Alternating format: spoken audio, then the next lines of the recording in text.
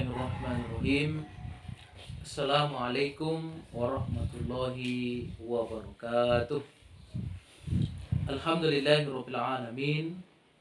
Wassalatu wassalamu ala asrafil anbiya'i wal mursalin Sayyidina wa maulana Muhammadin. La haula wa la quwata illa billahil aliyyil azim. Amma ba'du.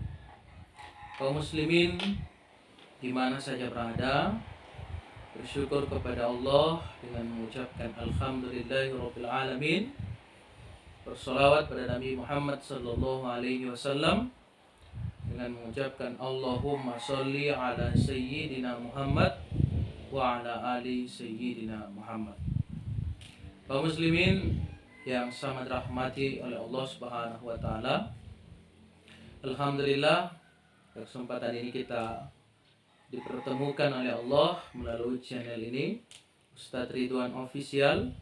Sebelum kita menyimak yang menjadi uraian saya pada kesempatan ini, saya mohon dukungan pada kita semua agar channel ini bisa berkembang dengan cara subscribe, like, dan komen, kemudian share video ini agar kita bisa menebar daripada kebaikan-kebaikan pada saudara-saudara kita.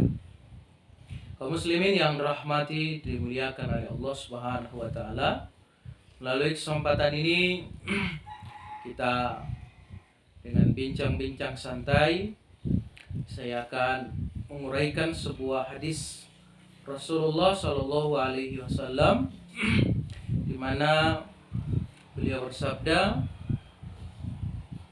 "Idza mata ibnu Adama in qata'a 'amaluhu illa min salasin."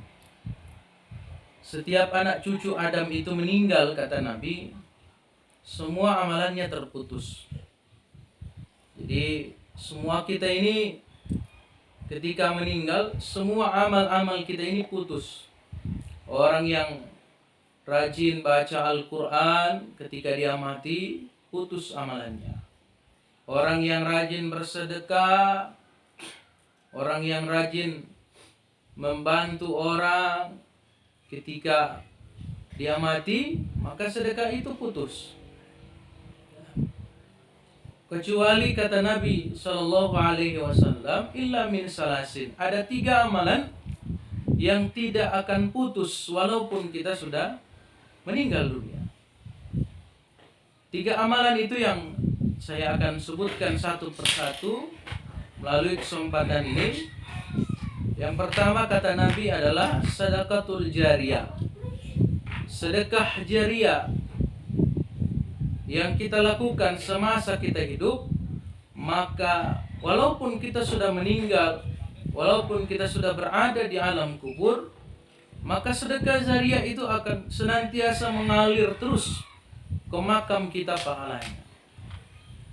Seketika kita dalam keadaan hidup di dunia ini punya kelebihan rezeki, kemudian sempat membangun daripada masjid, sempat membangun daripada pondok pesantren untuk tahfiz Al-Quran, atau mewakafkan daripada Al-Quran kita beli dengan uang kita, maka selama kebaikan-kebaikan yang kita lakukan itu masih dimanfaatkan oleh orang, masih ada orang yang sholat di masjid yang kita bangun, masih ada yang membaca Al-Quran yang kita sedekahkan, yang kita wakafkan, maka pahalanya terus mengalir ke makam kita sekalipun kita sudah berada di alam kubur.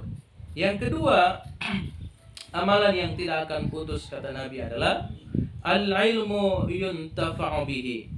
Ilmu yang bermanfaat, yang diamalkan, kemudian diajarkan kepada orang lain. Jadi bukan sekedar ilmu itu kita amalkan, tetapi kita bagi, kita ajarkan kepada orang-orang. Kemudian orang yang kita ajarkan mengamalkan ilmu yang kita ajarkan pada mereka, maka selama mereka mengamalkan daripada ilmu itu, maka selama itu pahala juga mengalir ke makam kita. Ketika anak kita Yang masih kecil kita ajarkan bagaimana membaca surat Al-Fatihah dengan benar, membaca Al-Quran dengan betul. Selama dia mengamalkan daripada Al-Fatihah yang kita kerjakan, maka pahalanya mengalir ke kita sekalipun kita sudah berada di alam kubur. Yang ketiga, amalan yang tidak akan putus kata Nabi adalah awaladun salihun yad'unahu ba'da mautihi. Sedekah atau anak-anak yang soleh. Anak yang soleh dan soleha yang kita tinggalkan, kemudian mereka mendoakan kita ketika sudah meninggal, didoakan oleh anak yang soleh dan soleha, maka insya Allah kebaikan-kebaikan yang kita akan terima di dalam kubur. Maka ini pentingnya bagi kaum muslimin wal muslimat yang memiliki anak untuk bisa mendidik mereka dengan agama, untuk bisa membina mereka dengan Islam, dengan akidah yang benar. Ketika kita biarkan mereka terjerumus dalam perbuatan dosa dan maksiat, ketika kita meninggal wafat, maka mereka berbuat maksiat, mereka buat dosa, maka yang akan bertanggung jawab di akhirat nanti adalah orang tuanya, adalah kita. Maka kaum muslimin wal muslimat yang rahmati dan dimuliakan oleh Allah Subhanahu wa taala, agar nantinya anak ini bisa bermanfaat, bahkan bisa menolong daripada orang tuanya di dalam kubur, di dalam yaumil qiyamah, di yaumil mahsyar, dan insya Allah akan bisa bersama dengan orang tuanya ke dalam surga. Maka ketentuannya adalah kita harus bina dan kita harus didik mereka dengan agama. Harus kita luruskan daripada akidah mereka, harus kita benarkan daripada ibadah mereka, ketaatan mereka kepada Allah Subhanahu wa taala.